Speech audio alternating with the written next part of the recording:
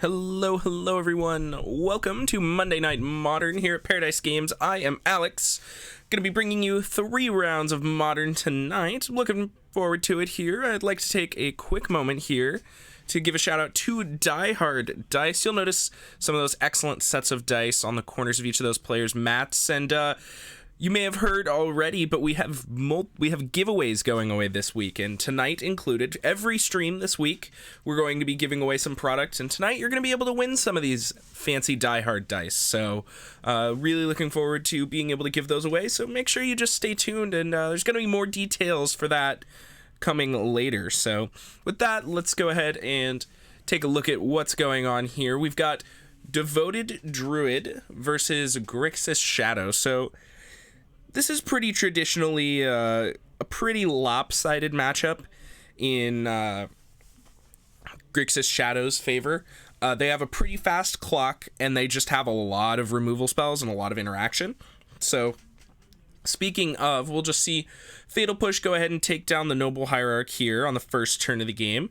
Pretty standard play. Abraham apparently subscribes to the Bolt the Bird methodology of play. It's a little bit more arguable when you're playing against Devoted Druid because, you know, a lot of their cards are not really threats. They're just, you know, mana dorks, and Noble Hierarch really lines up with that. And you absolutely have to be able to kill the Devoted Druid on site every time. So if you only have a few removal spells, sometimes you aren't able to actually do that. But regardless, we've got a couple extra removal spells here lined up to be able to take down the Druid. Now, Abraham leading with a Serum Visions here before cracking his fetch. It's a little puzzling to me. I think that he was supposed to crack that fetch before Serum Visionsing, because he's going to have to Lightning Bolt Devoted Druid here, so looks like he's just going to go ahead and send it back to Bryant for now. He's got the Lightning Bolt up, so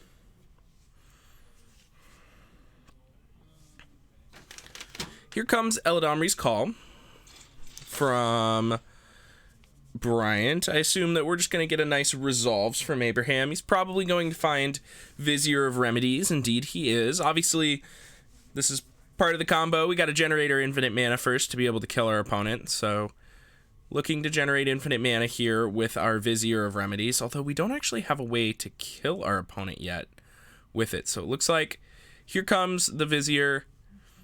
Abraham fetches shows Bryant that the top 2 cards were both Street Wraiths that he probably didn't want to have to fetch away, but of course he is going to have to fetch Shock and Lightning Bolt a Devoted Druid in response. Obviously, no reason we can no chance to allow that to resolve. Looks like Bryant probably just going to float a mana here in response. Here comes the Noble Hierarch from Bryant, and then Devoted Druid's gonna hit the bin, unfortunately. So here we see that kind of removal heavy deck really showing off what it's here to remove. Unfortunately, Abraham's hand doesn't look particularly powerful. Lots of lands. I think we might be out of removal spells. He has a Stubborn Denial now, but that's not particularly impactful. Postmortem Lunge and Forest in hand for Bryant. Speaking of not very impactful, Bryant's just basically only going to have a 3-power attacker here. Now, he can go ahead and cycle the Horizon Canopy away here with for 1 extra draw, and now he's only got the card in his hand. I wonder what we're going to see here from Abraham. Perhaps it's just going to be a Snapcaster Mage to block. Seems pretty reasonable to me. Take a combo piece off the board, protect your life total a little bit. You are a little worried about dying, and there's no reason for your life total to be this low if you don't have anything to do. But it looks like it's just going to be Dismember. So Abraham's going to take 2 damage to Dismember. He doesn't want to take too much more. I tend to agree with him here. Makes sense to me. So I think the Vizier's going to go ahead and fade away itself. I'm going to enter the graveyard. Here comes another Devoted Druid. Okay. All right. Kind of doing it here. Street Wraith off the top for Abraham. I don't think he's super happy about that draw at this point. I think, you know, he's definitely hurting on life total to a certain extent, so he'll cycle the Street Wraith, put himself down to 6. Another land off the top. That's no good. Abraham's flooding out really hard now, and with only a Stubborn Denial as his spell in hand, means that he doesn't really have any action. Of course, It's not like Bryant has too much going on either. Ooh, Once Upon a Time. That's a little action here. Giver of Runes and lands the hits there. So I assume we're just going to see the Giver of Runes. Of course, Giver of Runes, however, is quite good on this board. Bryant is in a pretty reasonable spot currently to just go ahead and try and attack Abraham to death here. And, Abraham's going to have a few looks to be able to get himself out of it, but with Giver of Runes, Abraham's hand only has one card in it, and, Bryant's got to be pretty certain it's just a land, given that, a land or a Stubborn Denial, given that he hasn't cast it. It's obviously not a threat, he would have played that. It's obviously not a removal spell, he would have played that, so it's probably just nothing particularly good. Another Stubborn Denial off the top from Abraham, I think. Well, maybe not. He is fetching, so it's likely a spell of some kind. Down to 3 now is Abraham. That is one smack of the Noble Hierarch plus a smack of the Giver of Runes right now, so Noble Hierarch beats trying to take it down right now. Let's see what he finds. Looks like it's just going to be Thought Scour. So Thought Scour, Abraham. So it looks like he just wanted to do a little bit of thinning first. Kolaghan's Command, Gurmag Angler, go away, and Temur Battle Rage is the draw. Oh no. You can see Bryant ecstatic when his opponent just milled the 2 good cards. All right. So now we'll see what Bryant elects to do.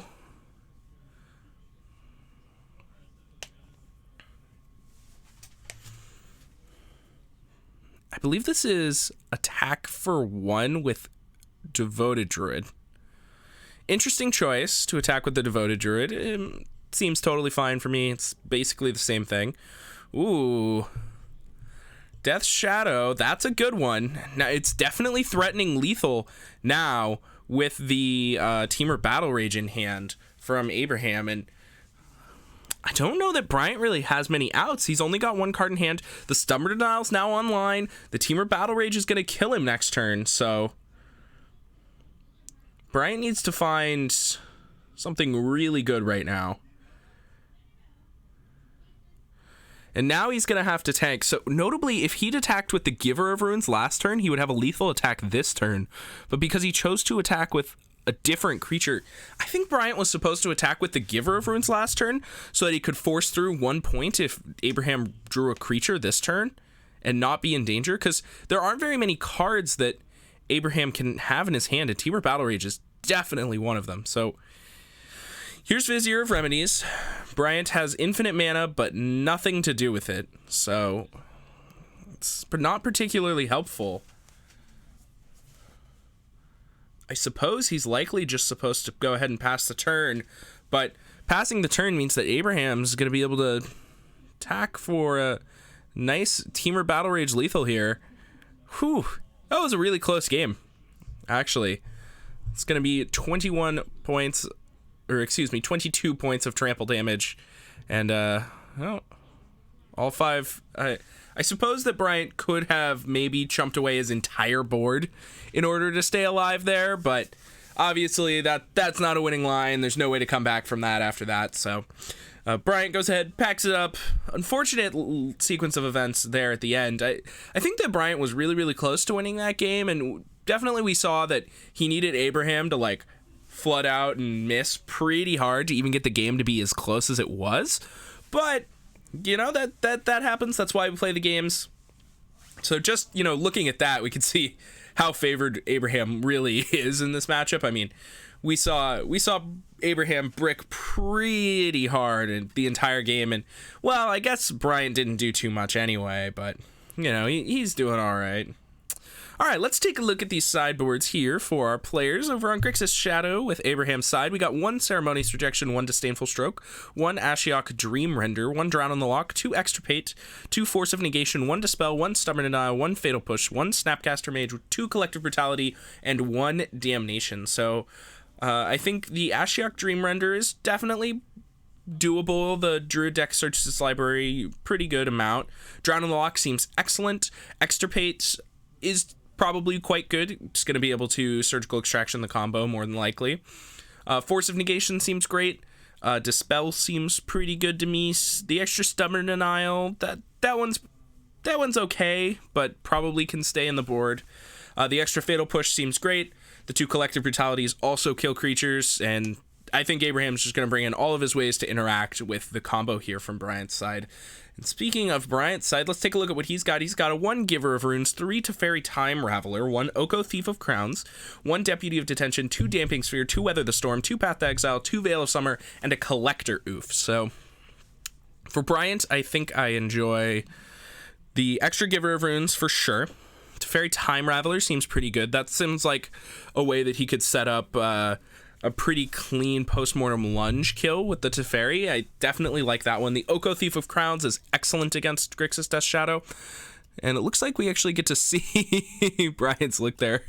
Bryant's bring his sideboard to the screen or to the camera. I think I saw Path to Exiles, some Veil of Summers, and obviously the Veil of Summers are excellent in this matchup, protect you from Thoughtseize, removal spells. The Path to Exiles deal with Abraham's threats pretty well, so I think I'm pretty into that. Get a little bit more interaction in there. And yeah, that seems about it to me. So I think that players should have actually both have considerable upgrades in the post-board games here. Abraham gets to probably remove his Stubborn Denials for more non-conditional protection against the combo of Bryant's deck, and I think that Bryant's going to get a bunch of protection for his combo. So, and also I could easily see Bryant just resolving an Oko and winning the game with it. So, seems pretty strong to me. And I'm a little surprised there's only 1 Oko. If you're making the blue splash in this Druid deck, I think that you just want more copies of Teferi and Oko. Like those seem like the cards that are worth splashing the blue for out of the sideboard. But also I think that just not splashing the blue is totally reasonable as well. So regardless, looks like our players have sideboarded and we're ready to start game number 2. Bryant's going to lead us off with Once Upon a Time. Let's see what he finds. I see a couple finales there, but that's no good, obviously. Giver of Runes, one of the better cards for Bryant in this matchup. He'll start off with a Temple Garden and then put that same Giver into play, down to 18 for himself. I'm sure that that Abraham will probably feel forced to react to this Giver of Runes here relatively early on. The Giver of Runes, of course, has the ability to protect all your other combo pieces so that nothing bad can happen to them. We'll see if Bryant has a Druid in his hand. Ooh, looks like it's an attack for 1. Interesting. This tells me that Bryant probably isn't playing another creature as a follow-up. Looks like he is not. Here comes End Step Thought Scour myself from Abraham. He's down to 17. I'm not confident that Bryant even wants to attack for 1, even if he's obviously we aren't playing another creature there, but you'd always have to ask yourself when you're doing little chip damage to Death Shadow, if you really want to attack. Getting your Death Shadow opponent from 18 to 17 is definitely an advantage for Grixis Shadow. It's a little more intricate when you start talking about hitting your opponent from 8 to 7 or something like that, where you can start really pressuring their life total. And, their Thoughtseizes and their Streetways start to turn into dead cards. But I think from 18 to 17, that's probably just actively good for Abraham. So I really am not super crazy about this attack. And playing against Death Shadow is very, very hard with creature decks, because when you're supposed to attack is super intricate. And I've played a lot of Grixis Death Shadow versus humans, and it's very, very hard from both sides, entirely because the life total is so relevant. It's very difficult for players to navigate correctly when you're supposed to attack and all that. So here comes Fatal Push, Stubborn Denial on the Teferi and the Giver of Runes. So both of those, no good. Bryant does fall into the Force Spike trap here, unfortunately, with his Teferi. Is not willing to wait the extra turn to play around the Stubborn Denial, so he does get punished there. We'll see what Abraham's follow-up is. Of course, Bryant, not too upset. He does have an extra Teferi in his hand, so, no harm, no foul. He's probably going to be able to just jam that one next turn. Of course, Bryant really doesn't have much going on, though. He's just kind of sitting here doing a whole lot of nothing. I do see a Giver of Runes in Bryant's hand, as well as some lands in the second Teferi, so if Abraham doesn't have anything particularly potent going on, this could end up being very powerful. But now that Abraham has a threat, these Stubborn Denials are just going to be turned into negates. So if the Teferi tries to come down and deal with the Gurmag Angler, it will not work. So here's Teferi. We'll see if this one resolves first. It will. Unsummoning Gurmag Angler is very good out of Brian's side. That delve cost is not going to be easily repaid. Oh, Abraham cannot do that because of Teferi, so he's going to have to wait to spend that mana on his turn. That's a pretty big deal, actually. Some nice sequencing from Bryant to make sure he resolves his Teferi first so that Abraham cannot spend his extra mana. Oh, there's the Stubborn Denial right on time for Abraham. Yeah. All right, looks like a quick mishap there. I think Abraham accidentally drew an extra card there. Just immediately realized he did it, set it back on top, gonna give it a quick shuffle. Happens all the time, nothing to worry about here.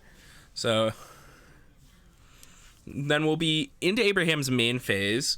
He's got the Fatal Push for the Giver of Runes, so I assume that we're going to see him just go ahead and cast that now. Snapcaster Mage in hand as well. He could potentially play Snapcaster Mage plus Fatal Push this turn. I think I like that. That'll allow him to attack the Teferi for lethal next turn. I quite enjoy that decision.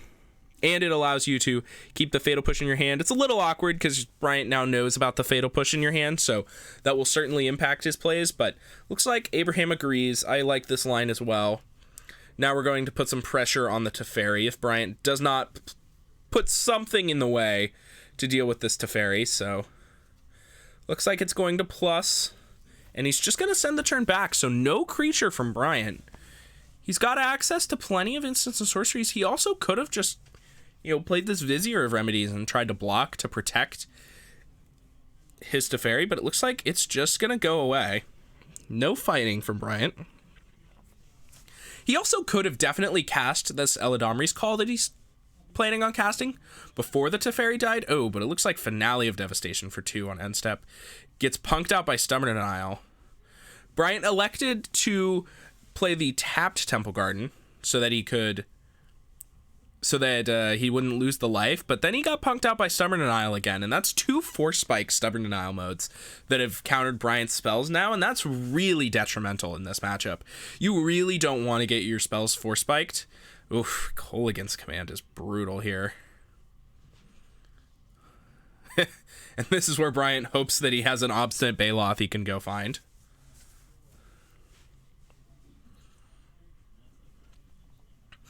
Doesn't look like he has anything like that. Eternal Witness pulled to the front of his deck there. I think Eternal Witness makes a good bit of sense to me. You're probably going to discard the Giver of Runes here. I think there might even be an argument for just getting like Walking Ballista here and just trying to like cast an X3 Walking Ballista and hope it goes the distance, but that seems pretty unlikely. I guess we do still know about that Fatal Push in Abraham's hand from when he accidentally revealed it, so that definitely is going to impact our decisions. So Eladamri Call for Eternal Witness, discard Vizier of Remedies, Devoted Druid dies. That's obviously not quite the plan that we wanted, but nice 2-for-1 there from Abraham. All right, Abraham's going to go ahead and take a draw. Street Wraith off the top. I expect we're just going to go ahead and cycle that one. Helps us fill up our graveyard, lower our life total a little bit. We're still happy to go to 10 at this point. I believe Tasigur the Golden Fang was the draw there. Looks like Abraham's still on the one of Tasigur. Hasn't decided to make that move from his deck yet. Attack for 2. Brian will be at 12 now. Of course, Gurmag Angler's still a no-go. He could tap out for Tasigur right now. It's dangerous, though. If Brian draws a Postmortem Lunge, he let's see. If Brian drew Postmortem Lunge, he would be able to get infinite mana, but he wouldn't be able to win the game. So I actually don't think that Abraham really has anything to be scared of, and I think he should probably just tap out for the 4/5 this turn. I don't think any draw in Bryant's deck allows Bryant to win the game on the next turn, so I think I'm pretty into Tasigur here. All right. Still thinking. Looks like Abraham goes ahead and agrees with me. He's going to tap out for the Tasker, leave the Stubborn Denial in his graveyard. I like this choice. Here is a land. Bryant will just go ahead and play it. Fetch out a land. Is that a Polluted Delta in our green-white deck? Oh, no. I don't think the Bryant can get that Temple Garden. That's a Polluted Delta. I'm not crazy about the fact that Polluted Delta's in this deck. I don't think I want anything to do with Polluted Delta in my green-white deck. But, you know, obviously we're splashing this blue, but that seems mediocre. Teferi, though, seems quite good. Teferi's going to unsummon the Tassiger, and Eternal Witness is probably just on plan block the Snapcaster Mage and protect my Teferi. So I definitely like this line from Bryant. I agree here. I think this is much better than just like regrow a Druid and hope for the best. So looks like this is going at Teferi. Bryant's going to block. I agree with this choice as well. It does put an extra card in the graveyard for Abraham, so now he can just go ahead and replay Tassiger, which is a problem and will need to be solved at some point, but I still agree with this line. Protect our Teferi. Hope that we can find an answer here relatively soon. Teferi's going to tick up. Here comes Noble Hierarch. Didn't see the other card in Bryant's hand, but looks like he just shipped the turn, so could be land, could be instant, sorcery, we can make an instant, something like that. Looks like Noble Hierarch getting Fatal Push to Windswept Heath, the card in hand. Bryant just elected to hold that one. Makes sense to me. I expect Abraham's going to go ahead and take down the Teferi here with the Tassiger. I'd be interested to see if Abraham casts this Thoughtseize in his hand. He does go ahead and cast it. I think a lot of the motivation for this is that you just want to lose the 2 life from the Thoughtseize. I don't think you can reasonably expect to Thoughtseize anything relevant here. Like, if it's a spell, Bryant's going to cast it. If it's a land, you're going to see a land. And if it's a creature, I think Bryant would have cast it for sure. So I think that Abraham probably just electing to spend the mana to lose the 2 life here. So here comes Finale of Devastation for 4. Yeah, Finale for 4. Looks like Bryant's going to try and go find something big here to try and deal with the pressure. Let's see what it is. Shalai comes to mind. Ooh, Shalai it is. So Finale for Shalai. It's definitely a problem. Abraham has a Fatal Push in his hand, but he doesn't have any way to turn on Revolt right now by my quick look. So attack for 4. Bryant definitely not going to be able to block. Of course, Shalai only a 3/4. Next turn, however, he will be able to make it into a 4/5. And Bryant could actually just make it a 4/5 and then block and then potentially have the ability to just keep pumping. It's a little awkward because eventually Abraham's just going to keep attacking into the Shalai and Bryant's going to have to block and presumably eat the Tassiger at some point and turn on Fatal Push. So be interested to see if Bryant makes that heads-up play to just elect to leave the Shalai with 1/1/1 counter on it, so only a 4/5, so that it doesn't eat the Tassiger. Oh, Fetch Land, however, is likely going to spell lethal here for Abraham, as now he has the ability to trigger Revolt. Unbeknownst to Bryant, that was one of the best draws in Abraham's deck. It's a little rough, because in Abraham's seat, you're like, well, if I draw a spell, it's great. If I draw a land, it's great. Looks like Bryant going to put a counter on the Shalai and then pick up the cards. That is it for this matchup. Abraham takes it down in a pretty easy 2-0. Had a little bit of a sweat there in game number 1, but game number 2 felt under control for pretty much the entire thing. Handled the Teferis very well. A couple of 4-spike Stubborn Denial modes really got the job done in there as well, so well played by Abraham. I think that he really showcased why this matchup is really rough for Druid, and there's a lot of really rough matchups for Druid out there. It's really looking to pick on the unfair decks, which it's usually a turn faster than.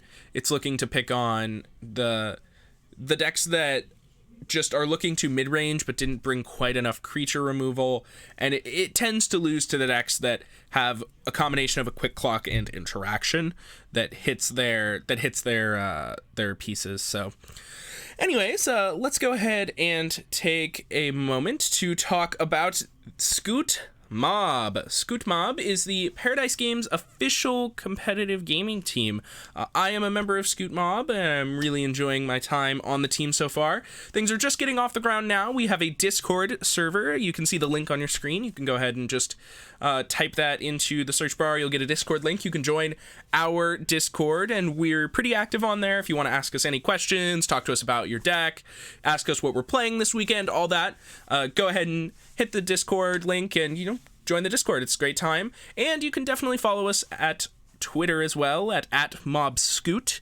We'll be posting about all of our results, the tournaments we're traveling to. There's going to be a lot going on there. The Twitter page is pretty blank right now, but it's developing, and we're hoping to have that really fully up and running very soon. And also, I'd like to congratulate our fellow Scoot Mob, or my fellow Scoot Mob teammates this weekend. We had Greg Larson take 8th place in the face-to-face games open this weekend, so congratulations to him. Played really well, definitely deserves it. And we also had Stephen Boston take top 4 in the Geek Fortress Team Trios event this weekend. So congratulations to Stephen Boston's team. They played excellently. They definitely deserved it. Sad that neither player went further, but of course you can't be upset with the top 8 at a tournament. And both of those are actually really hard tournaments. The Geek Fortress Team Trios tournaments in particular strike me as really difficult because the team format's just so fun that you always end up playing against all of the best players in the region every time. So definitely a great event. Super happy that both of those players did well, and I had a great time traveling to those events with them this weekend. So with that, I mentioned a giveaway earlier, so let's get into this giveaway. So what's going on here is we have 4 pieces of art, and we will be giving away a set of Die Hard dice to one of the people who gets the correct answer to the question, who is the artist? And I've got a little bit of a backstory here that I'll read to you guys from the artist. So go ahead and let you guys hear all of this. And if you want to answer, just make sure you email the answer to promotions@pairodice.games, and make sure you use the title Monday Modern Giveaway, and then tell us the name of the artist. But with that, let's get a little bit into the story. This is the story of an iconic Innistrad plane. It's taken the artist 6 years, a lot of luck, and patience to tell the story. The image contains 4 paintings done for Magic the Gathering. Angel of Flight Alabaster, the upper left, is where we find Isabel. It depicts the angel lamenting the loss of so many souls. Angel of Finality in the upper right is next. Isabel has now gone on the defensive, protecting the souls that have been lost from returning from the grave. She stands above the cemetery, a spell cast and sword in hand to defend. Flameblade Angel comes next. Bottom left. The brilliant creature has gone on a rampage, taking vengeance on the world for the sorrows caused by evil and corruption. And last, Clip Wings on the bottom right shows the poor creature trapped, bound and wounded by a group of hunters who are trying to put an end to the killing. So once again, if you know who this artist is, go ahead and email promotions@pairodice.games for your chance to win a set of Die Hard dice.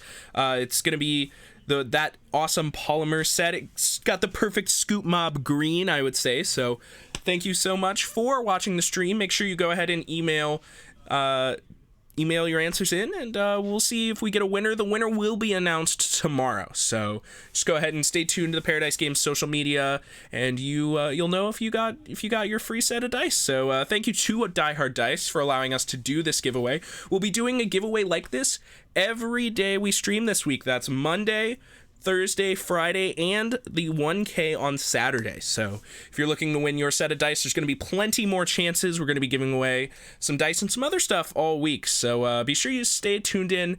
With that, we're going to go to a quick break, and we'll be back for round number 2. So make sure not to go anywhere. We'll be right back.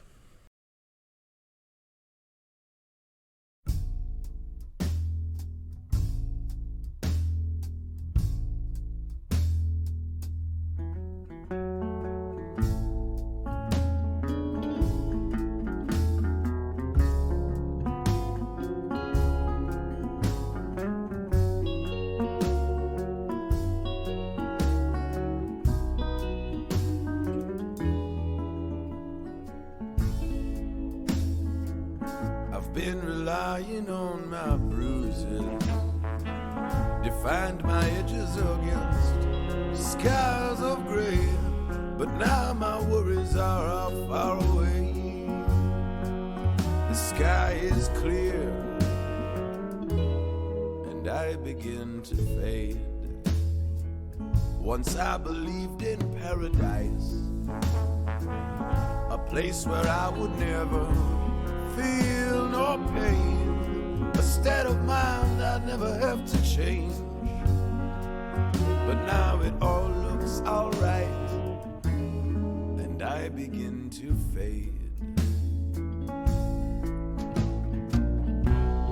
Trouble, I need you.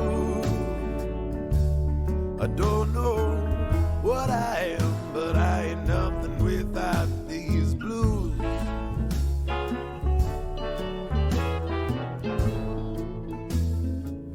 I've heard a million happy endings.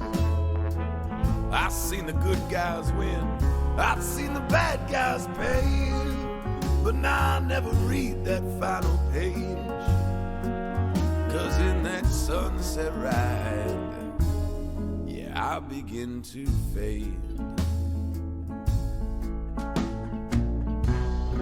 Trouble, I need you. I don't know what I am, but I ain't nothing without these blues.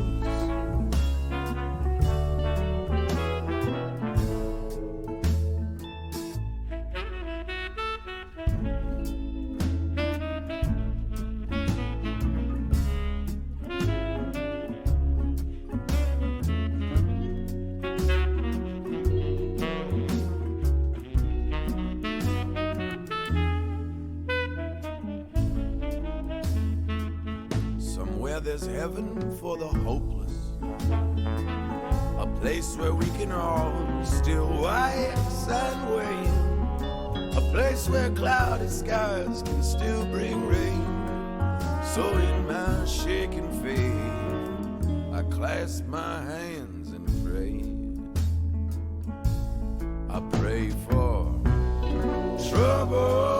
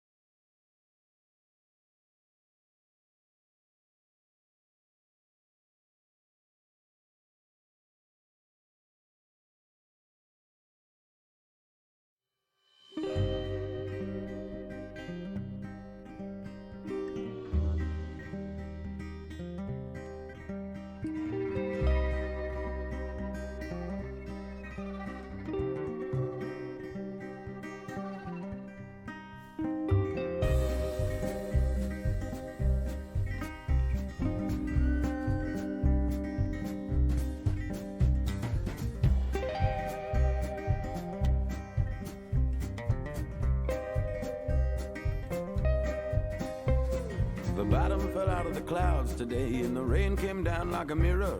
One big sheet and it shattered on the ground. Now it's 7 years of bad luck all over this town. It's collection time on all of your debts, and you can't get by just talking.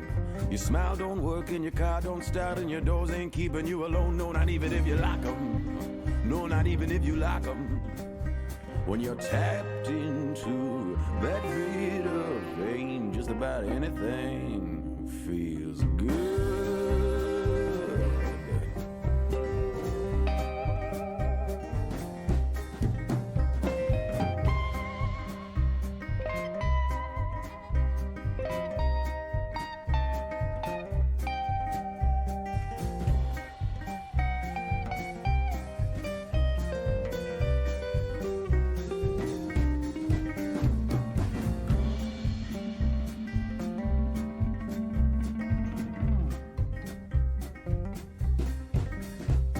The sun tried shining on a lost boy's eyes. They reflected oh so pretty, but it's cold behind them golden shores, and the sweet light wasn't nothing more than their own damn wishing, 'cause they just don't listen.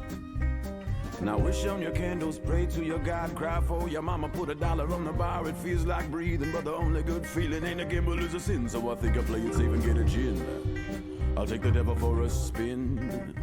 When you're tapped into that bit of vein, just about anything feels good.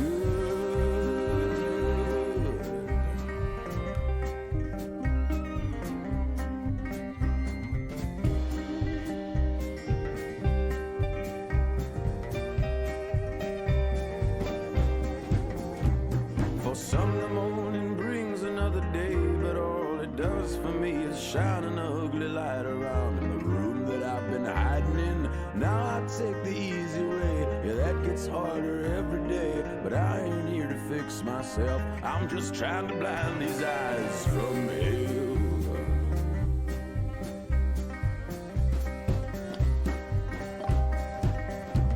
When you're tapped into that bit of vein, just about anything feels good.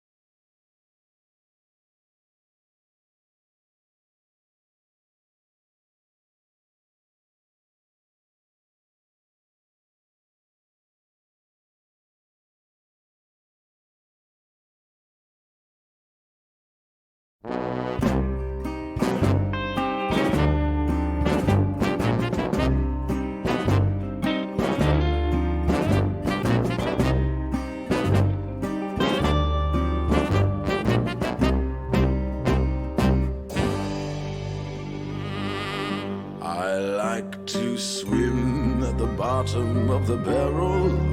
I like to sleep in hidey holes and barroom stalls. I like to hear the piano playing in the bloody little dawn. I like to wake up with the devil and drink him till he's gone. The queen is drunk and someone armed the pawns.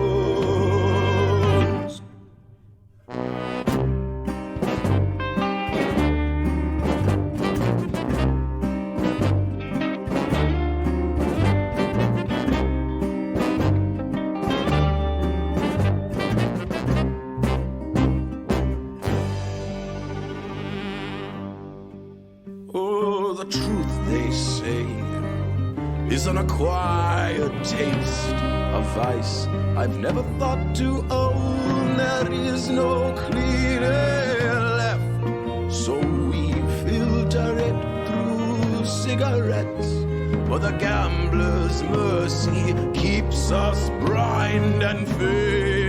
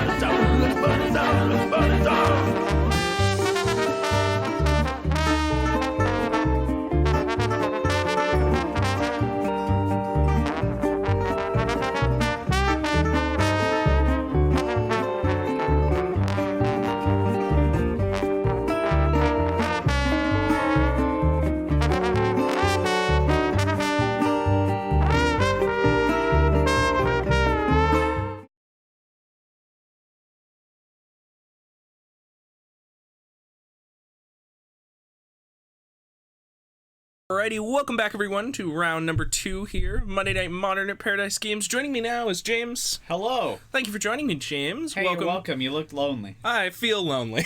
no longer lonely. So, we've got a little bit of Blue Moon Mirror. Great. Here, you showed up just in time for the Blue Moon Mirror. I can't wait for these fellas to board out their blood moons. Yeah, no joke, yeah. Alright, so got a little bit of Blue Moon versus Fairy Moon. So there are some differences here in these two decks. We got a bunch of fairies, and in fact the Kiki Jiki combo kill on John's side, whereas Nathan's just playing the more traditional controlling build with like Thing in the Ice. Yeah, I mean, like, it could go either way. I'm more inclined to say that, I don't know, maybe John has more of a chance. I think he has more creatures inside of his deck. He has significantly more creatures, yeah. So I feel like he's more at an advantage now. I think with I his tend to flash agree. fairies and everything. The flash fairies seem quite good in this matchup. And look, James, the chat loves you. Everyone loves me. Yeah. So I'm like Raymond. I think you're like Ross from Friends. Oh my god, I love David Schwimmer. Yeah. Have you seen that schnoz, my dude? He's great. Yeah, exactly. You're like the Bellingham. It's like a built-in motorboat. You're the Bellingham David Schwimmer. He's not that cool. David Schwimmer? Or James. No, definitely David Schwimmer. Yeah, definitely. I'm not amazing. as cool as James. All right, a little bit of action going on here. We got just a couple of serum visions over from John, and Nathan's doing a whole lot of nothing so far. James is not as cool as David Schwimmer. I hope he's... What do you have to say to Queen Elsa of Arendelle? I hope he's referencing David Schwimmer and not David Pierce. All right. So... Who is this woman? Who is this woman? I don't know. All right. Looks like we're resolving a fetch on the end step here. Yeah, and just spending 8 years shuffling? Come on, Nathan. We had an entire rant about David Schwimmer in the time it took you to shuffle your deck. All right, moving on. Looks like you drew Island. Oh, yeah, we know who Blonde and Bougie is. That could be none other than Danielle. Absolutely. Oh, yeah, it's obvious. None other than Eye Candy herself. Oh, the one. All right. And you. That's the mystery woman. I don't know who Queen Elsa of Arendelle is. Yeah, I'm not certain. I haven't even seen Frozen. You haven't seen Frozen? No. What?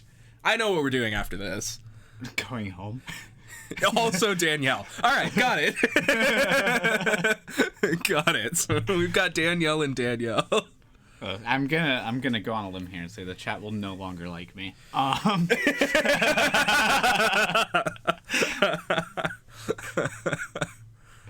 Yeah, I think we should watch Frozen so that we can go see Frozen 2 together, because Frozen 1 is phenomenal. It's like really actually very good. I hear that. Yeah, I just don't watch movies that often. It's very, very good. All right. So 100% honest review by Wandering Benser himself.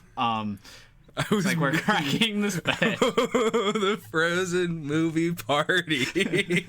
Everyone in chat's invited to James's Frozen baptism. Yo, who has Disney Plus? We're gonna dunk him in some Idina Menzel. It's gonna be great. What's been cast this game? Like Serum Visions? Yeah, I got Nubtub the God has Disney Plus. Paradise Games has Disney Plus. Okay. God. Frozen chocolate chip cookies? Man, I'm excited for this. This looks great. You know, I'm okay with people not liking me because this party sounds fantastic. Yeah, I feel like not watching Frozen for 6 years is about to finally pay off in chocolate chip cookies. So like in 6 years? Sounds legendary. Easily. I am so old. Yeah, I know, right? Same. I was working at Kohl's in high school when Frozen came. It might be like more like 5. But you know, probably wearing these same shorts. Let's go. Alex, this is Maine. Clearly, Wandering Fencer's paying more attention to this game than I am. I'm not entirely certain what's been happening so far. They've been playing lands. Yeah, I think some spells have gone back and forth. Ever since Serum Visions, we've seen lands. Really? Is that? Yeah. All right. If you say so. Let's see. It looks like Nathan's presumably shipping the turn over to John, who's cracking a fetch. Yeah. If I had to guess, Nathan that's has where 2 we're cards at. in his graveyard and has. They've got to both 18. be fetch lands. Yeah. Well, he's at 18. Why the hell did Nathan fetch Basic Mountain in this matchup? I think I saw him fetch Basic Mountain. That's puzzling. Got to play around Blood Moon. Yeah. Like, I just can't imagine fetching a Basic Mountain, and that, like, maybe he needs red, but I just get a Steam Vents, right? Like, it's not like our life total's really under any duress. Ooh, she's going to turn Yo Basics into Snowlands. That sounds great. Yeah, that's definite financial upgrade. That's an upgrade. Yeah, you can make a business out of that. Here we see Nathan playing with some phenomenal Die Hard dice, which, if you missed our giveaway earlier, don't be scared. We will be going over the giveaway once more after round 3, so just hang on. You got plenty of time for giveaway later. So You really had to do your promotion during Lightning Bolt? all right, well, it was Lightning Bolt you. I mean, like, I don't know. Snap Lightning Bolt? Bolt, snap, bolt. Here we go. The Nathan Classic. All right. So this is pretty much the Nathan special in these mirrors. He is about Lightning Bolt you. He is aggressively bolting. He does it every time. Wandering Venser. I'm talking to our floor reporter who's telling me we have no less than 4 lands controlled by each player. More at 11. So here is the classic Bolt Snap Bolt. John's going to go ahead and spell Stutter Sprite that second Bolt. I'm feeling all right about that one. I mean, the spell Stutter Sprite's basically just going to trade 1-for-1 with a Snapcaster Mage. That doesn't happen very often. And then we're back exactly where we were. No, and then John's winning because Nathan Lightning Bolted him. Yeah. I believe. Until John dies. Yeah. Oh my gosh. Is this upstairs? Or is this a... I assume this has got to be a spell Stutter Sprite. Oh my gosh, that's a Kiki Jiki in hand. He's got the nuts. Oh my god, does John have a lightning bolt in his hand? He does, yeah. Oh my goodness. Update from the floor. I'm hearing something from the floor. Kiki Jiki is the mirror breaker. So the mirror breaker? So yeah, so he's got to be good in the mirror. He's got to be good in the mirror. All right, just bolt each other's creatures, move on. Yeah. Good talk. Shifts in the night. Bolt your spell Stutter Sprite. Bolt your Snapcaster Mage. All right, go. You think next round we could get a green-black rock mirror? We could have had a Grixis Death Shadow versus black-white Pox, I think. This round. I'm not certain it's Pox. It's one of black-white Pox or like Esper Control. All I saw was Thoughtseize, Lingering Souls, and some black and white lands, so like... Man, I love Lingering Souls. Yeah, I'm about Lingering Souls for sure. Alright, looks like end step Archmage's Charm here. The Fairy Seer went ahead and did some digging for John. He's got a Kiki Jiki, a Brazen Borrower in his hand. One other card. I didn't get a good look at the other card, fortunately. Let me tell you, John loves his Fairy Seer. Oh yeah, John is about Fairy Seer. Oh, Mistbind Click. Hello. Champion of Fairy.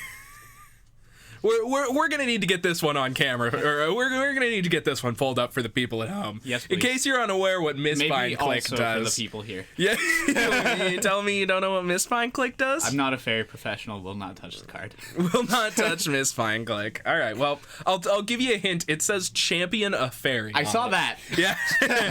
Fairy has been officially championed. He taps the lands. It's like a Time Walker, yeah. Yeah, so Mistbind Click is a 4-mana 4/4 with Flash and Flying and Champion of Fairy, which champion, of course, means when it enters the battlefield, you have to sacrifice it unless you remove another fairy you control from the game, and when Mistbind Click leaves play, you get the fairy back, so that's nice. But when a fairy is championed with Mistbind Click, tap all lands target player controls. So I think John just kind of took the opportunity on Nathan's end step when Nathan 4/4. tapped out to just cast a 4/4 flyer. Doesn't die to bolt. Yeah, make sure you get it through the removal spells. Looks like Nathan went ahead and cast Archmage's Charm, untap, and then went ahead and fetched with his Scalding Tarn to find Mystic Sanctuary to put Archmage's Charm back on top of his deck. So now Nathan's been able to effectively redraw his Instant Speed Divination Plus. Talking about Disney Plus, I got Divination Plus. Both D+. D+. Double D+. Also known as James's grade in algebra, more at 11. Nah, I had like a solid C. Solid C? Good job, man. Good job. Nowhere near the D+ range. No. Nice unwavering 75. Yeah. Don't do homework, ace a test. That's the mood. That's the classic. Yeah. And apparently, quoting John, a word from our producer, Fairy Seer is the best creature in his deck. that's I think John firmly believes that. Yeah, and let's throw this 4/4 with Flying onto the battlefield and yeah, so what happened to Fairy Seer? The Mistbind Click has left the premises. I think Mistbind Click might be being harassed by the IRS right now. Oh, it looks like it's just a judge question here, so I think perhaps we needed the judge to read the Mistbind Click. Yeah. Judge. Got a question with my Mistbind Click. Yeah, that's good. Okay, can I read it? I'm gonna go do a gatherer search. Yeah. You're either doing something very wrong or very right when the judge has to read your card when they ask you a question. Usually they know what's going on. All right. So here's attack for 4. Nathan's gonna go ahead and Brazen Borrower to return Mistbind Click to John's hand. Let's see if John has anything he wants to say about this. He's gonna have 2 counter spells because Nathan has the Archmage's Charm up and ready. Yeah, and notably, John has his own Brazen Borrower in his hand, but probably that's no good. So Mistbind Click will leave. Fairy Seer's gonna re-enter. He'll get to Scry 2 once more. Value. Yeah, that's sick. Yeah, I'm pretty into that. Taking a think on the Scry 2. I think John also has an Abrade in his hand currently. Now, that's an interesting choice.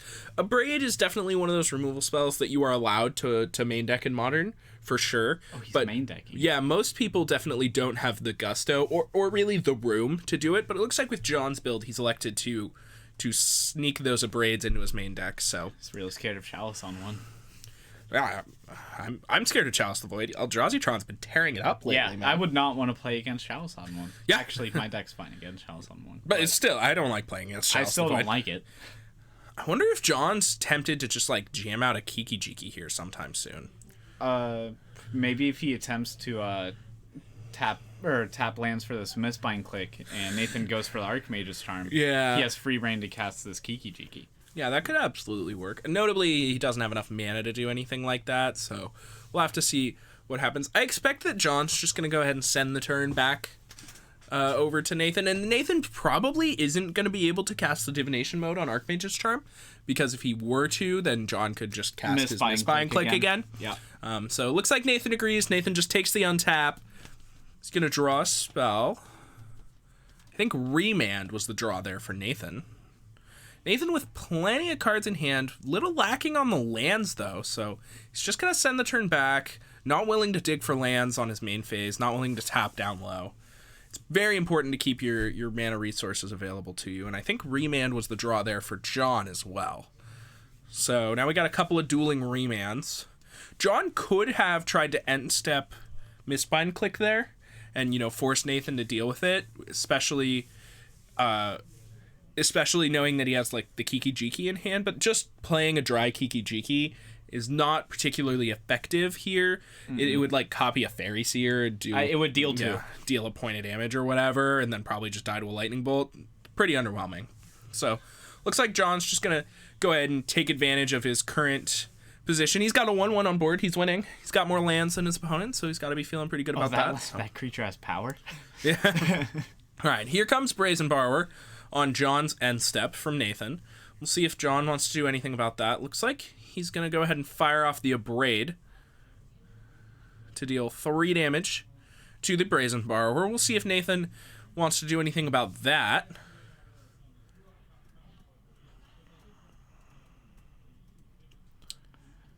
Nathan giving it a good think. He's got the Remand in his hand, but he elects to save that one for later. Of course, John could just recast the Abrade.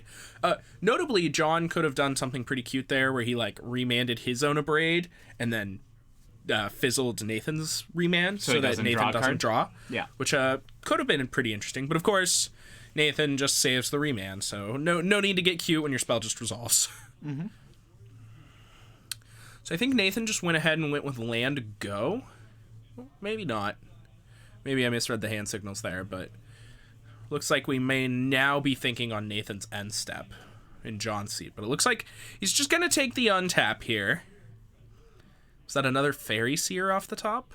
Card's gas. Yeah, it's doing work right now. I'm not going to sit here and lie. I mean, it's like only attacking for 1, but 2's a lot better than 1. And it's a 13.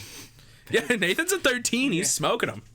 Even after getting lightning bolted to the face, John's running it up with the Fairy Seers. All right. Scry 2. Feels really bad to lightning bolt. Fairy Seer. Oh, never in my... I wouldn't be able to bring myself to do it. It'd be like he got to Scry 2, and it was only a 1-mana 1. Well, I'm never lightning bolting that thing, I don't think. I'm at 1. It's attacking me. No, 3 never. lightning bolts in my hand. Next game. Next game. Yeah, I'm not doing it. Too much pride. All right. Fairy Seer went ahead and scried both to the bottom from John. I think that was a ship the turn back over to Nathan. Nathan just draws. Unparalleled patience from both of these players. But Nathan does need to do something at some point. Like, John is on the offensive here with his 2 1-mana 1/1s with flying. Welcome to the Blue Moon Mirror. Welcome to the Blue Moon Mirror, and Nathan ships it right back. Let's see if John's got anything effective to do here on Nathan's end step. He's got a Brazen Borrower he could consider playing. Still nothing, though. Neither player wants to leave the shields down for any amount of time. Well, if I'm John, I'm way more obliged not to leave my shields down. Yeah, we're winning so hard, right? Yeah. Look at these 2/1/1s. We're crushing him. Watch this. Go to. Is he gonna? Please cryptic command these 1/1s. Whoa, clearly doesn't play much Popper. I say I play Popper. It's only been 16 minutes in the mirror, and someone has a 7-turn clock. Blue Moon Mirror at breakneck speeds. More at 11 for game 3. Oh, he's gonna take one. Uh-oh. Oh, this is sick. Oh, no, he just draws 2. Oh, is he that's so much doing? worse. What That's a so punt. sick. Archmage's Charm Your Fairies here? That's so sick. I'm so into that. Divination Plus, indeed. All right. Mystic Sanctuary now in hand for Nathan. So I expect that we'll go ahead and see that from him in here. The Archmage's Charm back on top. He's gonna get another chance. All right. Yeah, to redeem himself. Let's see if he can get his big brain play. Yeah, huge brain theory. All right. What are we thinking? Is this move to discard? Discard Blood Moon.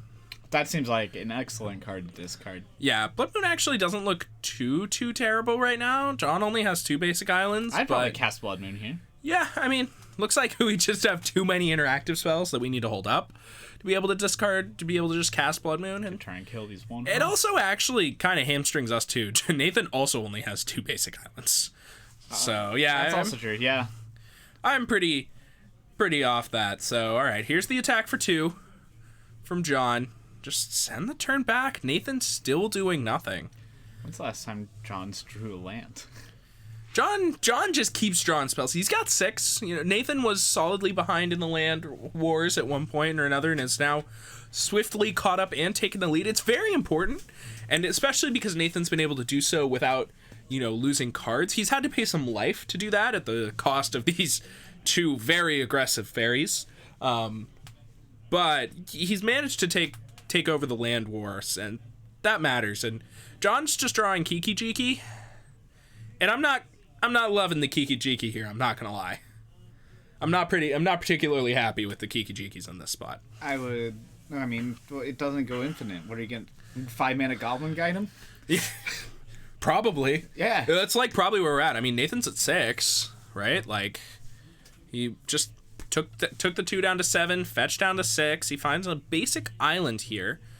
Interesting choice. He could have found another Mystic Sanctuary, but I don't think there are any spells in his graveyard because he hasn't cast anything all game. Yeah. Like neither player. When was the last time either player cast a spell?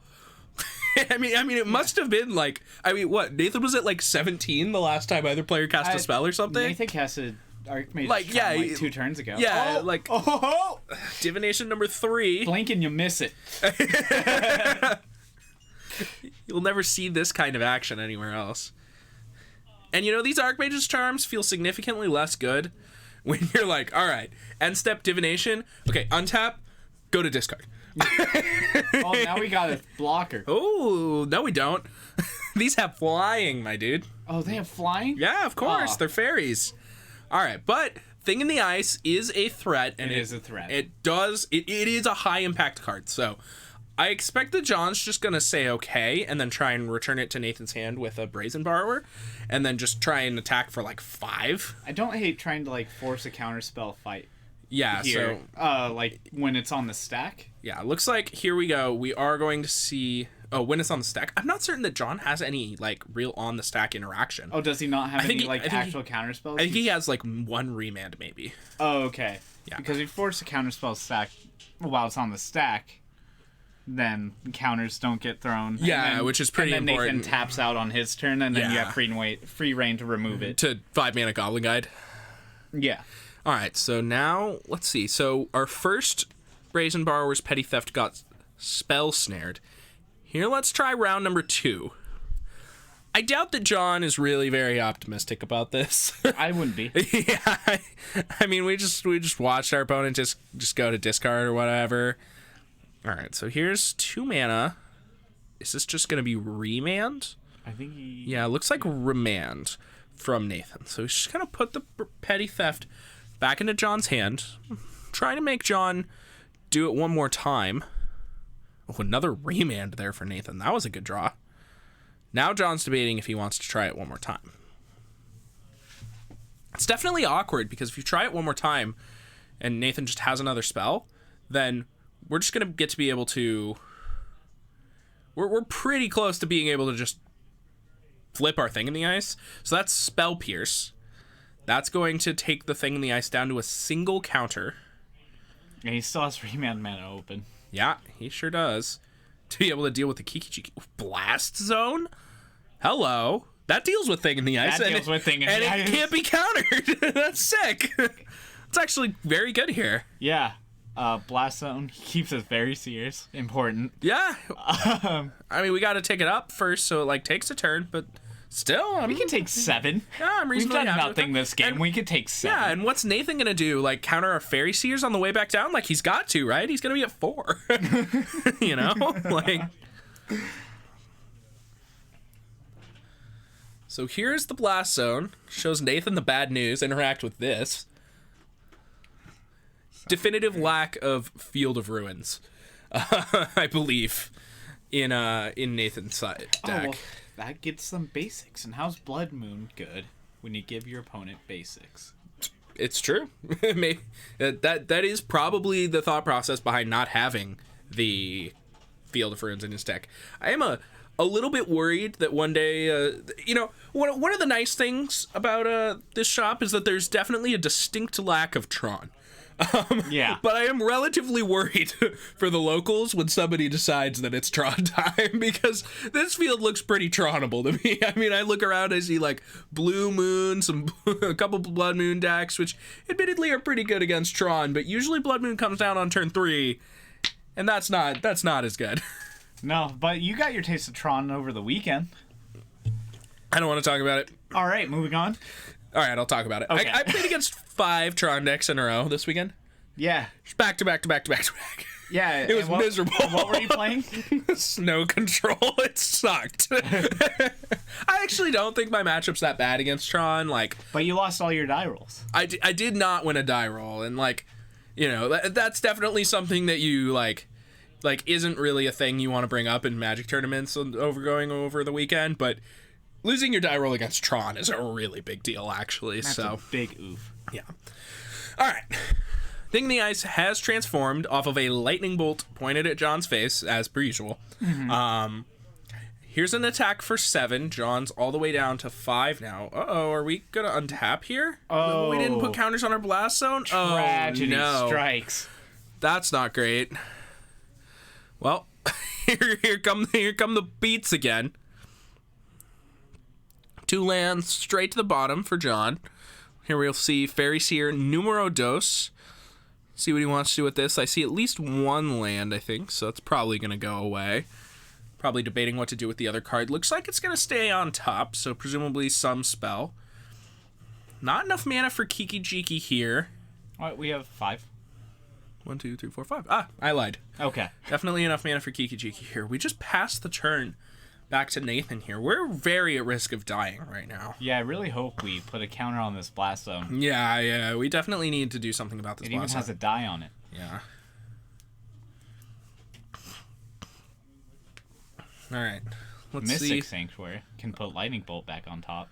Yeah, it could. He can potentially fetch it off of the Polluted Delta he played there. Start to command, tap your team, draw a card, remand Here comes it. Remand.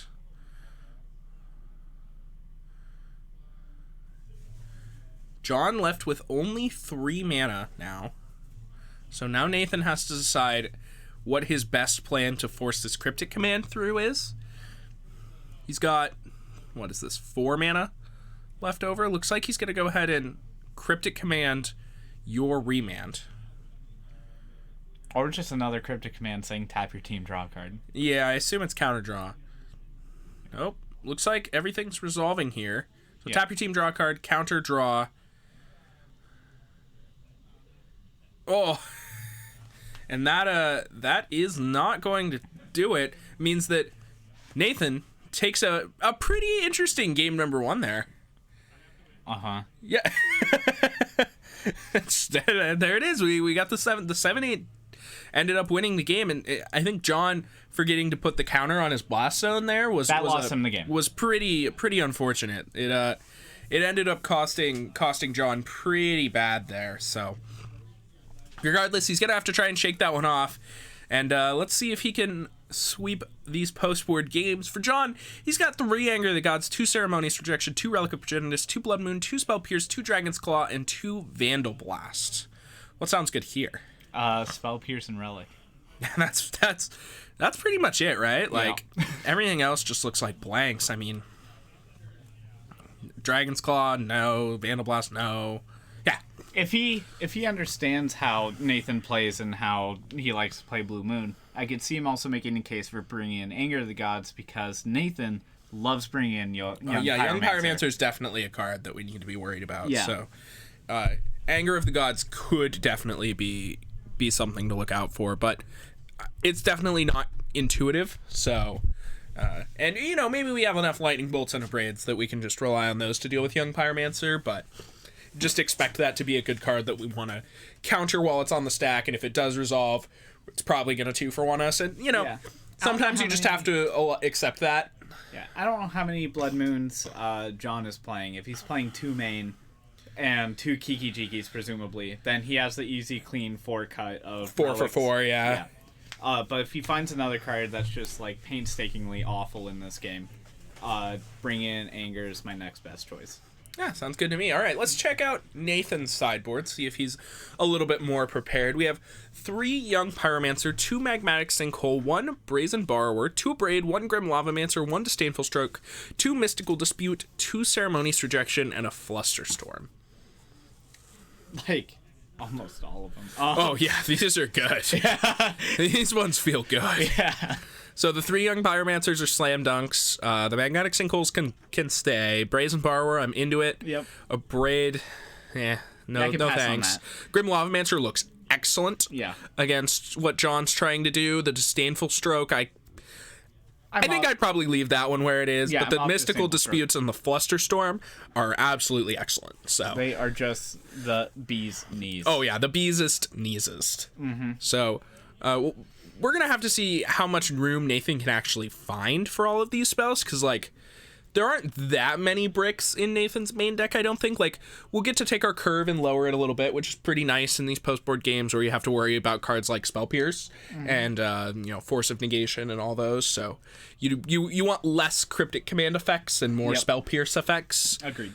So Nathan will probably be able to keep the contents of his deck roughly similar in effect, but probably take his average CMC down by almost an entire point or something. So, which is incredible. It's super, super good. It's going to allow Nathan to play multiple spells every turn, allow him to deploy threats first and protect them while still being able to defend against John's threats. So we'll see how things end up lining up. But I think I really favor Nathan in these post-board games, honestly. Yeah, especially if we hurry up, because we're kind of reaching the 30-minute mark. Yeah, the timer is a definite factor at this point, right? Yeah. Obviously Nathan won game 1, so he's not sweating it too much, but like Nathan needs to be aware that if he does not play fast and loses game 2, that he's probably going to get a draw. So, which is fun for everyone. It's fun for no one, actually. I'm going to go ahead and hit the hammer on that one. So looks like Nathan's already taken a look at his opening hand. I saw Grim Lavamancer in there, but I didn't get a good look at anything else. So let's take a look at John's opening hand. He'll be on the play, of course, so we'll see what he managed to find. I see Spell Snare, a Mistbind Click, I think was one of them. Looks like he mulled one. Yeah, looks like John's on a 6, so not super happy about that. No turn 1 Fairy Seer. Yeah, that's no good at all. So, all right. Here comes Scalding Tarn. I expect that we're going to see a Steam Vents and then just jam out a Grim Lavamancer here from Nathan. That's definitely arguable. I don't mind, potentially waiting till turn 3 or 4 to try and get our Grim Lavamancer out and protect it. Because it does seem very good in the matchup. All of John's cheaper fairies are 1 or 2 toughness. Just 1 toughness. They're all X1s, basically. Brazen Borrower, Fairy Seer, Vendilion Click, Spell Stutter Sprite. Yeah. So here is the Grim Lavamancer. We'll see if John has an answer to it. He is going to need one.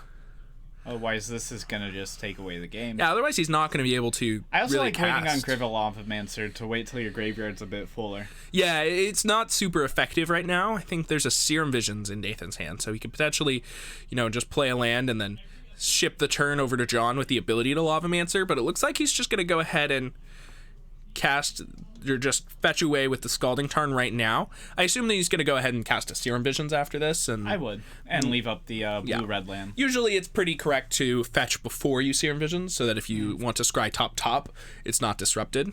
Yep.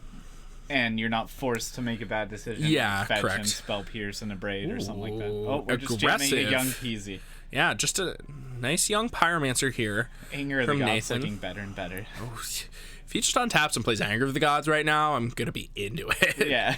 All right, so Spell Pierce. Is that a Spell Pierce? No, that's not a Spell Pierce. Is that a... I'm not certain. It might be Spell Pierce. I think it's Spell Pierce. All right. If it's Spell Pierce, then that's Spell Pierce. So, for a second, I thought it was some weird fairy, but I actually, on second thought, think it's a Spell Pierce. Oh, he tapped 3 mana. What's he doing? All right, so here's main phase Pestermite. Untap my Steam Vents.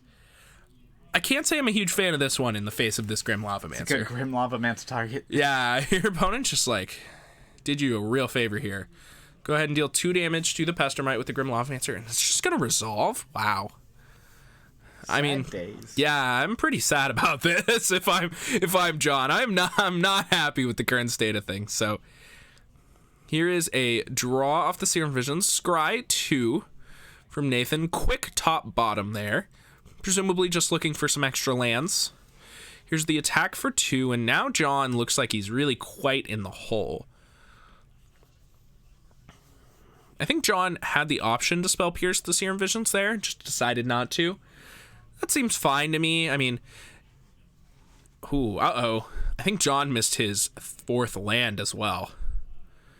Nathan down to 14 now. Here's an attack for 3. We'll see if this prompts any responses from John. Notably, Nathan has a opt in his hand, so he can opt and then Grim Lavamancer down this Vendilion click. So we'll see what he wants to do. I expect that we will see that play from Nathan. It seems pretty good to me. I mean, we get to spend essentially 1 mana opting and then just Grim Lavamancer it down. That's just so good. I think Nathan also has an Archmage's Charm in his hand, so he's potentially thinking about that. He also just has a Steam or a Scalding Tarn in play, I think. So He does. Yeah. You could also just sacrifice that and then Grim Lavamancer down the Vendilion click. Either way, I do not think our young Pyromancer is going to die right now. I think Nathan's just debating if he wants to allow it to even resolve. Yeah. Or if he's going to, just counter it while it's on the stack or kill it before Hand blocks. information is important. Yeah, it does matter quite a bit. And, maybe John's going to cycle one of the Kiki Jikis in his hand potentially as well to try and give himself better odds of finding a land. But looks like Nathan will counter it while it's on the stack. So he's going to go ahead and Archmage's Charm to counter the spell. So now he's got an extra elemental token. All right, so John's going to take 3 damage now from the attackers, putting him down to 14.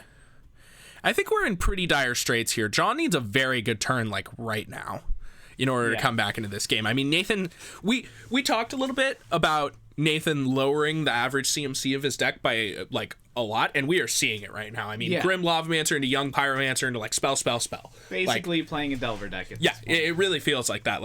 Nathan has a cheap deck, it's aggressive, and it's effective.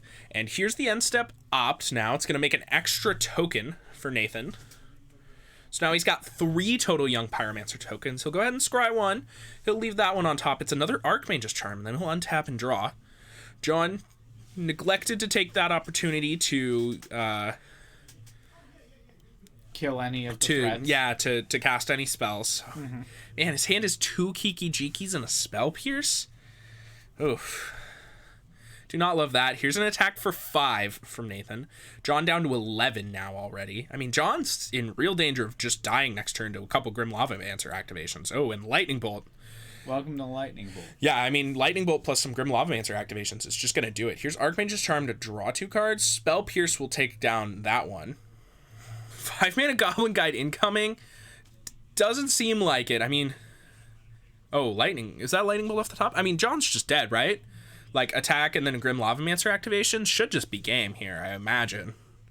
What does he have, like 5 tokens? I think so, yeah. This just gotta be... Yeah, so here's an attack for 7. John's gonna go ahead and now crack the attack for 8. crack the fetch in order to make it lethal. And wow, after we see a nice crawl of a game 1 where we thought 2 Fairy Seers, we're just gonna get the job done. Nathan comes out with the blistering sideboard plan and just smashes John in game number 2. Pretty interesting. I thoroughly enjoyed that game number 1, although it was a sort of low octane Blue Moon Mirror there. Not that I expect talking about other things. Yeah, not that I expect too many particularly high octane Blue Moon Mirrors, you know, both players slinging Ramans at each other, but it's like a tennis game. Yeah. All right, so let's go ahead and take a moment to thank our sponsor for the night, Tabletop. Tabletop is the absolute best in board game apparel. They're the best clothing brand in the business. If you like board games, if you like clothes, Tabletop is the company for you. Their shirts and their sweaters, all that, super comfortable, high quality. They don't shrink, anything like that. So if you're interested in board games, you know, or if you know somebody who is interested in this type of thing, the holidays are coming up. You know, maybe somebody needs a Secret Santa gift or anything like that. Tabletop is definitely the place to check out. So thank you so much to Tabletop for supporting the stream. Without their help, we wouldn't be able to do what we do. And with that, we're going to leave you with some Catpacity. We'll be back for round number 3. Make sure you guys don't go anywhere.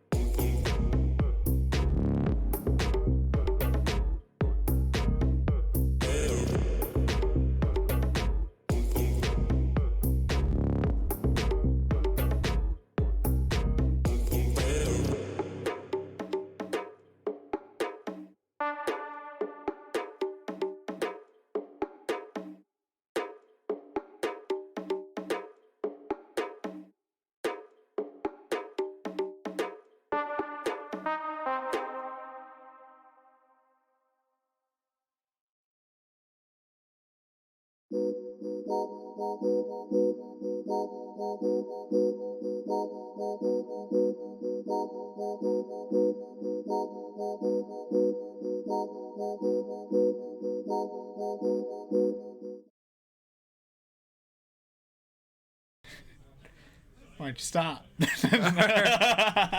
Hello, everybody. Welcome back for the third and final round here tonight at Pairodice Games Monday Night Modern. Got a little bit of Abraham and Nathan here for the finals. The winners of rounds 1 and 2. Indeed. So, for the sole undefeated trophy tonight, Pairodice Games, this is the show match. Of course, Grixis Shadow versus Blue Moon. We saw both of these players on camera in rounds 1 and 2, and, well, they both managed to win their matches off camera as well, so a little bit of a nice 2-0 show match here. And notably, if you have missed the giveaway coming up to this point, make sure you stay tuned for the end of this round where we'll be going over the giveaway again, so you can be entered in your chance to win a set of Die Hard dice. So make sure you guys stick around for the end of this match where we'll be giving that away. But for now, let's take a look at the match. I believe we saw Nathan mulliganing to 5 at the start of this game, and he's on the play, so definitely going to be an uphill battle for him. We saw Abraham go ahead and start things off by cycling a Street Wraith. Now we'll see Nathan crack a fetch land for himself. Abraham, of course, has a Stubborn Denial. Nathan likely just going to cast a Thing in the Ice here. I'm not certain what he has in his hand, but this seems very likely given this play pattern. I just can't imagine that that's ever going to work against Abraham's deck. I mean, Thing in the Ice is just not a threat that's ever going to really Land kill or Abraham. whatever. Yeah, and here is that Thing in the Ice. Abraham's going to go ahead and fetch. I assume we'll see a Watery Grave coming in here. Maybe nice a Fatal Fatal Push. Yeah. What a card. Fatal Push is messed up, man. I remember the good old days of Modern before Fatal Push ever existed, and I could, kill my opponent with 10 poison counters or something, but now that's just nonsensical. I didn't play Modern before that point, and boy am I glad I didn't. Fatal Push is a hell of a card. Looks like it is just going to stick, and Abraham's just going to go ahead and mill over Death Shadow, Team Battle Rage, and draw a land. You want to see my game plan? Here it is. The usual. Yeah. Mill my 2 good cards, draw a land. We get it. He's got like 3, I think that was like 3 or 4 Gurmag Anglers. And I'm not certain that any of those were answers To this Thing in the Ice. Thing in the Ice, which, I mentioned is just like never gonna really work, but Maybe if you're Abraham. yeah, maybe I'll eat my words here. Maybe this insane mulligan to 5 here from Nathan, just turn 2 Thing in the Ice, kill you. Who knows? We'll see.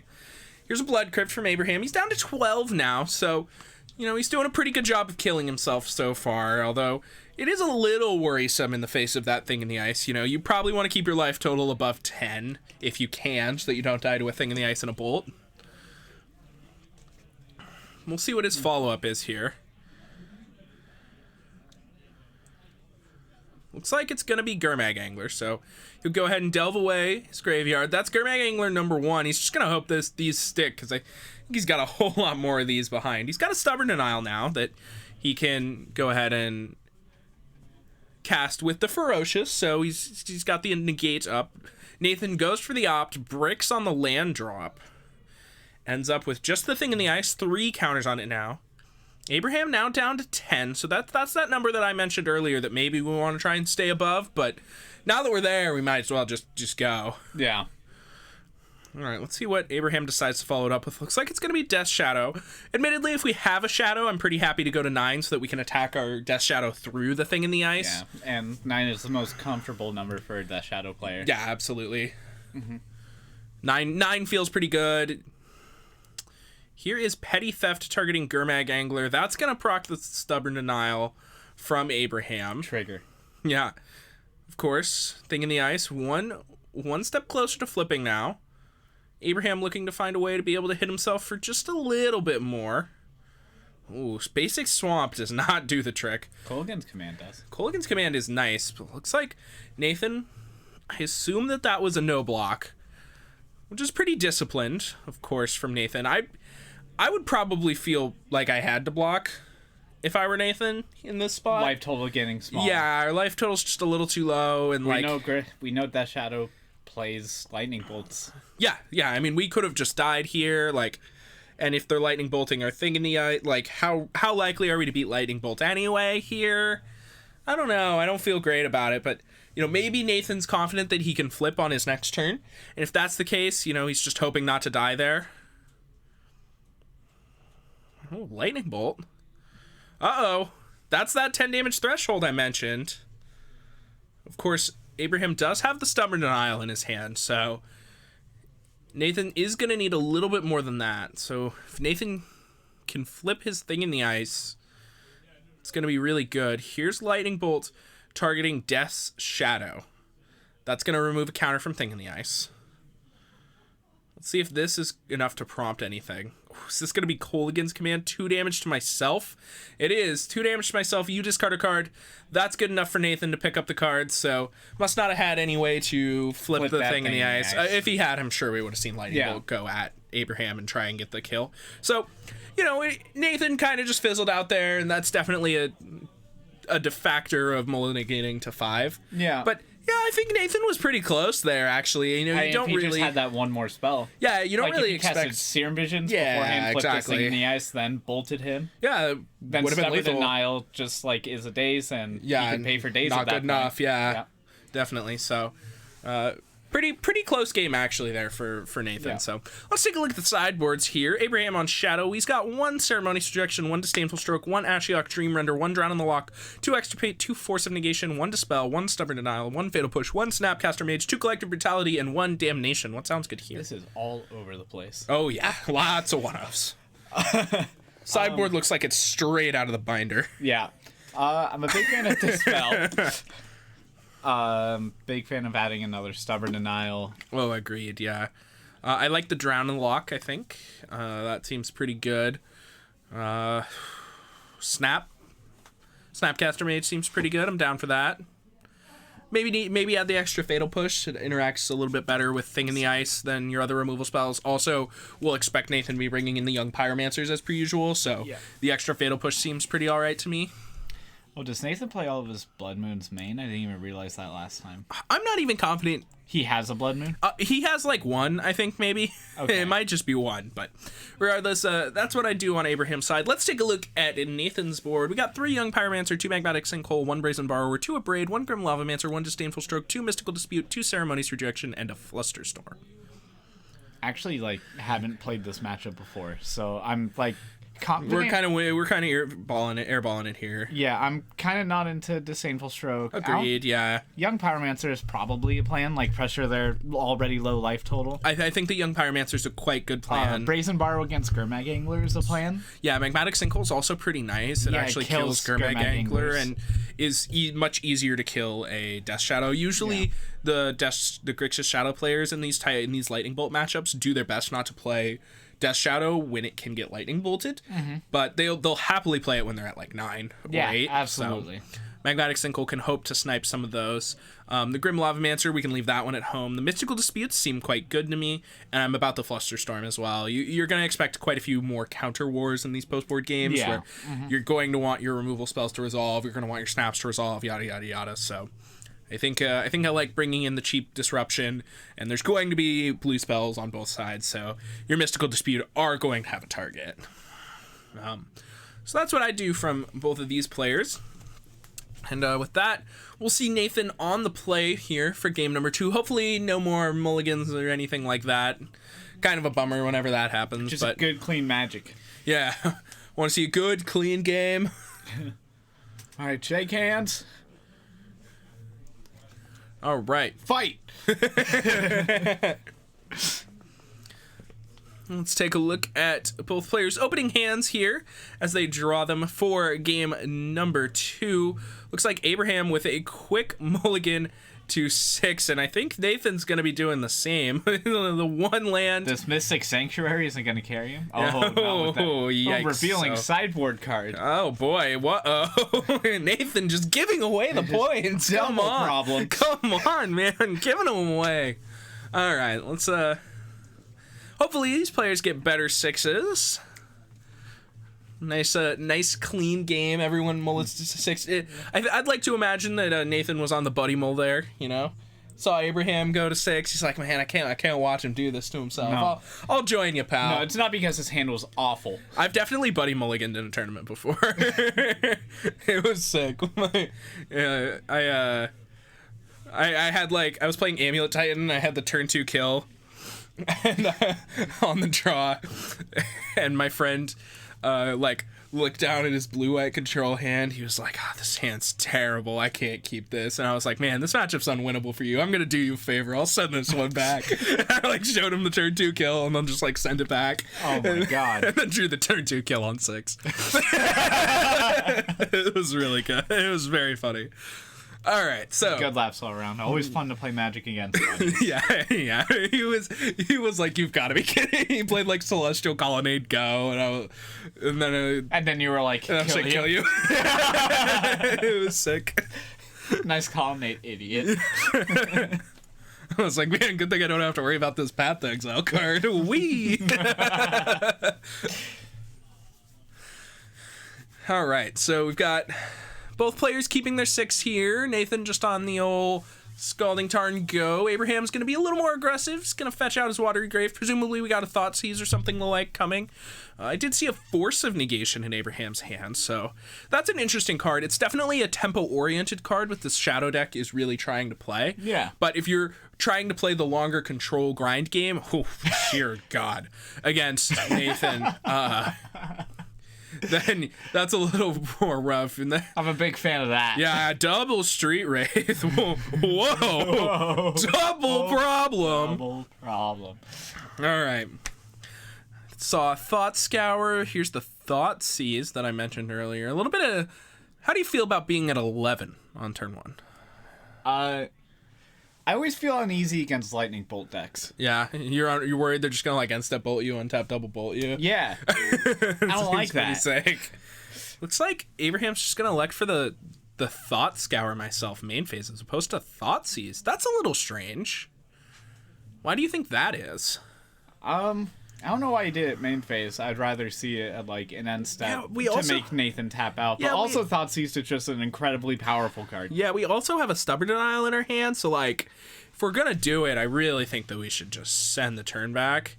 And maybe we should wait until past the turn, and then when Nathan cracks his fetch land, I could see an argument for doing it then, right? To make sure our Thought Scour gets through, but I still don't think that that's really where we need to be. So, no, I think Abraham milled his only basic swamp.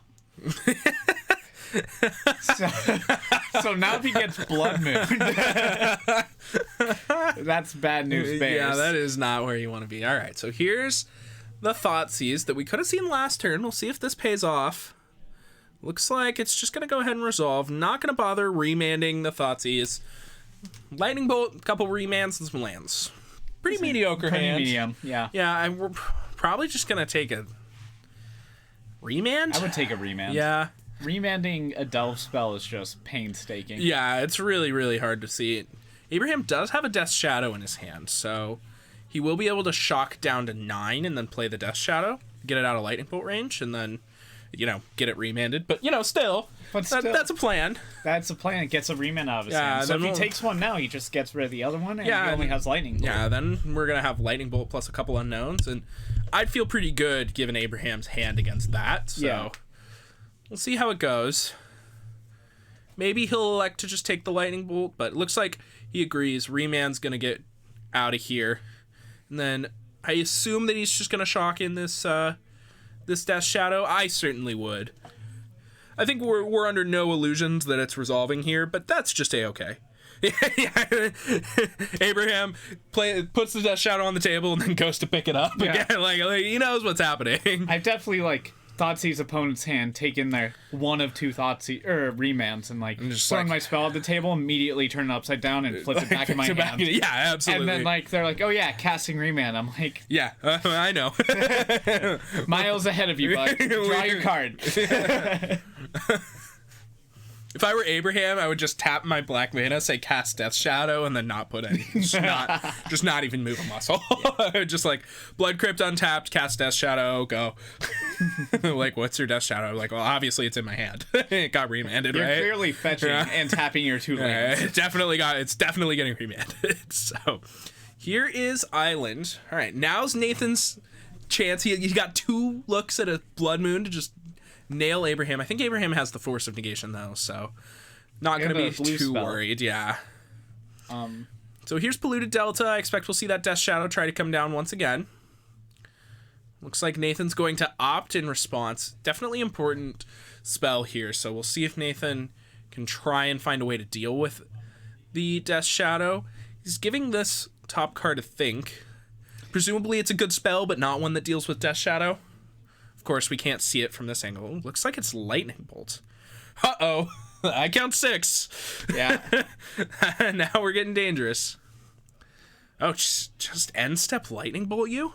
Interesting. I suppose Nathan does only have a single red mana currently, so that definitely matters. But end step Lightning Bolt you means that we're both taking 3. Main phase Lightning Bolt. Main phase Lightning Bolt. Abraham's just going to go ahead and go down to 3. Here comes Snapcaster Mage. Snapcaster Mage is going to target the lethal Lightning Bolt. Of course, this one will not resolve. Abraham has a plethora of ways to prevent this one. Deal with this Lightning Bolt. Yeah, so Stubborn Denial going to be the counterspell of choice here. And then end step, we'll see if Abraham wants to do anything fun. He's got a Thought Scour in his hand. He obviously can't fetch Shock, but he could go find a nice basic island. If he fetches, he can't attack. He absolutely can. He has a Temur Battle Rage in his hand. Does he? Yeah. I thought he had Force of Negation, Thought Scour, and I thought that was it. Yeah, there's a Temur Battle Rage as well. So okay. I actually think that Nathan may have just killed himself here. Like, he went for the lethal. He saw the lethal. He went for it. I respect it, but it might have been a little overzealous. I would not do it on my main phase. Yeah, I think that... Especially when your opponent's playing blue and Force of Negation is in the format. Oh, yeah. I'm always inclined to do it on their Yeah, turn. their upkeep is definitely a much better place. Yep, here's the Temur Battle Rage, just shows it to Nathan, and that's a quick 2-0 for Abraham once again. Abraham just, like, steamrolled people on Feature Match today. Yeah. He just had none of it, yeah. Smoking everybody, Abraham. So congratulations to Abraham for taking down this Monday Night Modern tournament. That leaves him as the only undefeated player after 3 rounds of Swiss. So well done. What a Grixis Death Shadow doing pretty well. All right. So we're going to I promised everybody a giveaway. So again? Yeah. What a steal. Yeah, I know, right? So we're going to go ahead and talk about Die Hard Dice here. Let's give a little bit of props to the things you can be winning. Die Hard Dice is the absolute best in dice. They make awesome dice. They make great metal products. All of their dice are super good to roll. They're heavy. They make a fun little clinking sound when they roll across the table. And they're just awesome. Everybody likes to show off, their cool things and doing the things that they like to do. I kind of relate Die Hard Dice to like the foils of the D&D world type thing. You like your D&D character, you like your D&D game, foil out your dice, get yourself a set of Die Hard Dice. They're the best in the business, and if you're looking for any type of holiday present for maybe a DM or a favorite player in your campaign near you, highly recommend Die Hard Dice for that. And with that, let's go ahead and talk about how you can win your own set of Die Hard Dice. We have a trivia question. We're going to be doing giveaways every single day that we stream this week. That is today, Thursday, Friday, and Saturday for the 1K. So with that, we've got a simple trivia question for you guys tonight. Who is the artist? So there are 4 pieces of art on screen for you here, and if you think you know the answer, go ahead and email it to us at promotions@pairodice.games, and make sure you use the subject Monday Modern Giveaway. Tell us who it is. I know. You think you know? Yeah. Well, don't tell them. Make sure that they tell figure it out. anyone. There's a bunch of cool lore as well that goes along with this. And if you missed any of the cool lore that goes along with this, you can go ahead and check back in the PodVod on YouTube later tonight when we went over this after match number 1. And if you missed any of the earlier matches, I highly recommend that you go check them out on YouTube. And if you're watching on YouTube right now, then make sure that you come catch us live. We'll be back Thursday night for Pioneer at 6:30 p.m. Pacific Standard Time. We'll be back Friday and every Monday as well. And we've also got that Pioneer 1K this Saturday. It's cash, and you can pre-register online. I expect it to cap, so make sure that you do just that. So, Pioneer's just an incredible format. yeah, Pioneer's great. Take every chance you can to play it. Oh, yeah, for sure. Especially with your cards that are going to be banned. Yeah, no joke. I mean, we saw... I've been really enjoying Pioneer. It's super fun. I'm really, really excited for this cash tournament this weekend. It's going to be a blast to stream, so looking forward to that. So thank you guys so much for watching.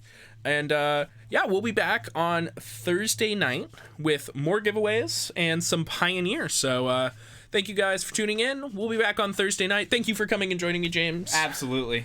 And we will see you guys then. Have a good night.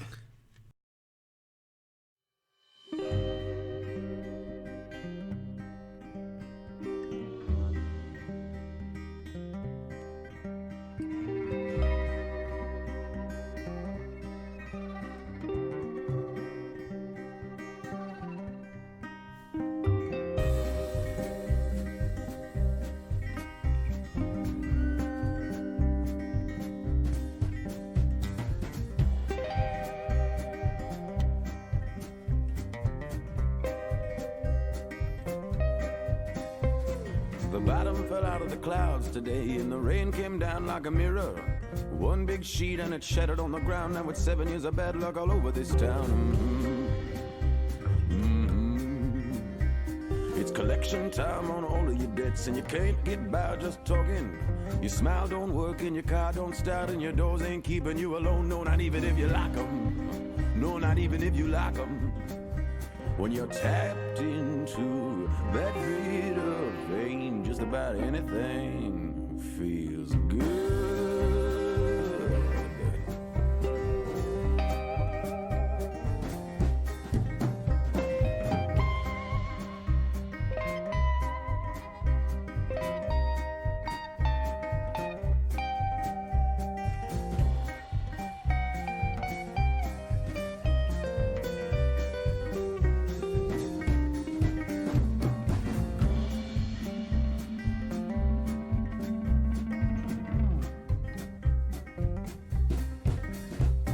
The sun tried shining on a lost boy's eyes. They reflected oh so pretty, but it's cold behind them golden shores, and the sweet light wasn't nothing more than their own damn wishing, 'cause they just don't listen.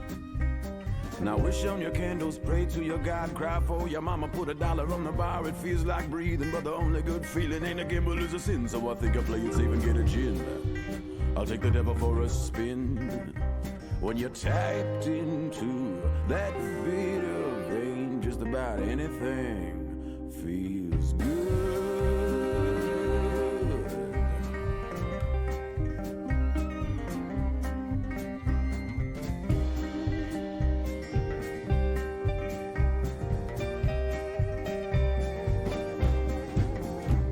For some the morning brings another day, but all it does for me is shine an ugly light around in the room that I've been hiding in. Now I take the easy way, yeah, that gets harder every day, but I ain't here to fix myself. I'm just trying to blind these eyes from hell.